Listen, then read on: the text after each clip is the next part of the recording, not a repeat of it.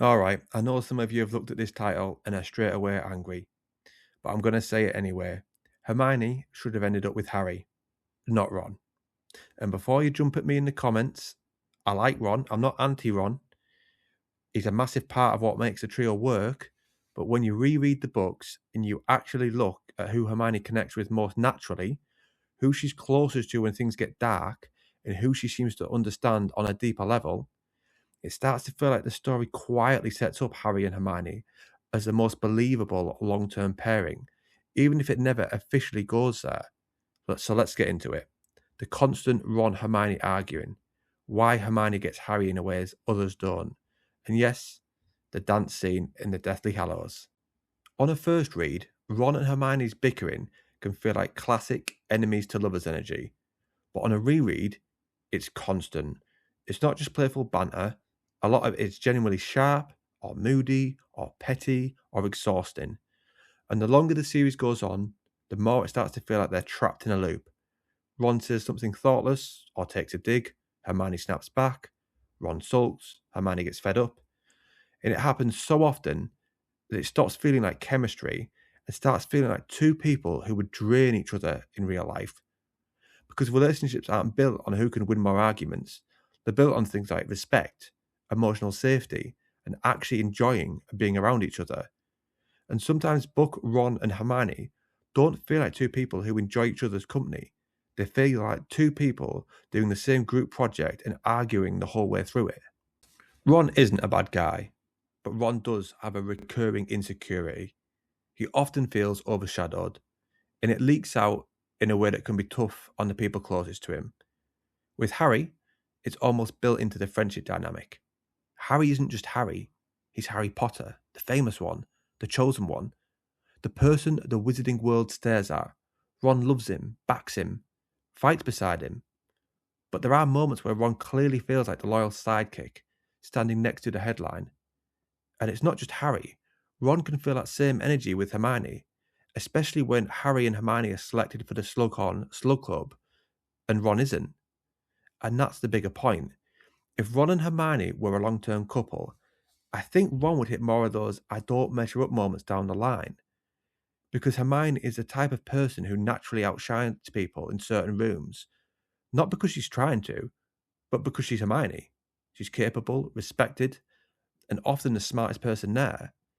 Hermione tends to confront problems logically and immediately. She argues her point, she pushes back, she wants the issue on the table. Ron, when he feels second best, often doesn't say it plainly, it shows up indirectly.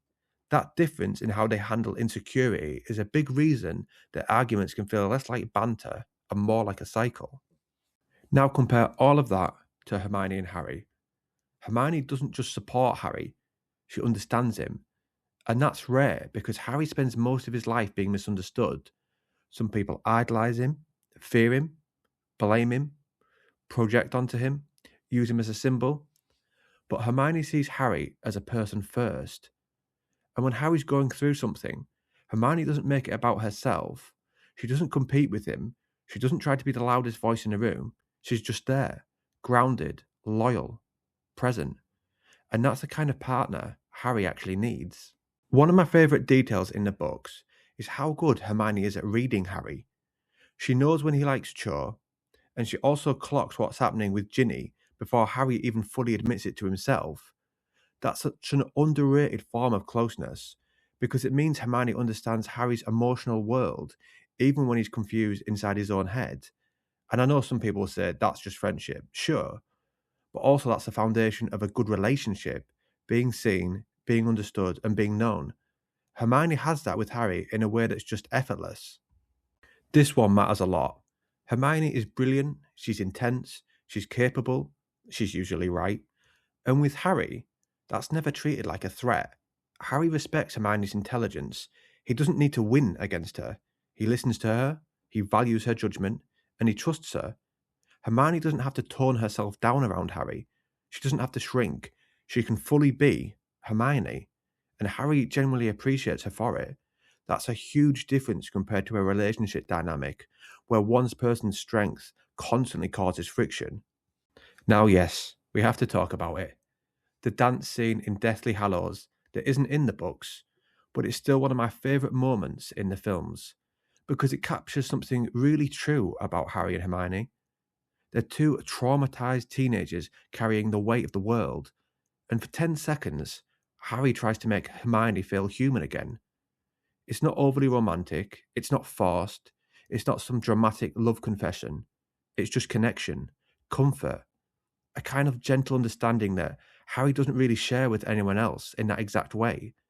And even though it's film only, it perfectly shows why so many people see Harry and Hermione as endgame material.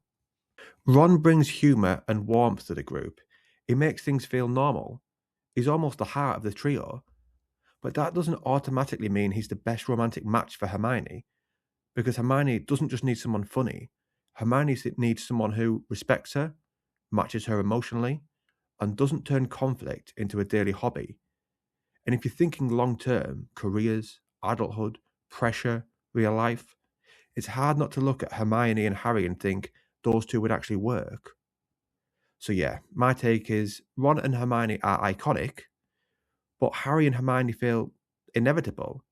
Not because it's dramatic, not because it's flashy, not because it needs constant conflict to feel alive, but because it's built on understanding, a loyalty without ego, respect without constant friction, and the connection that doesn't exhaust you.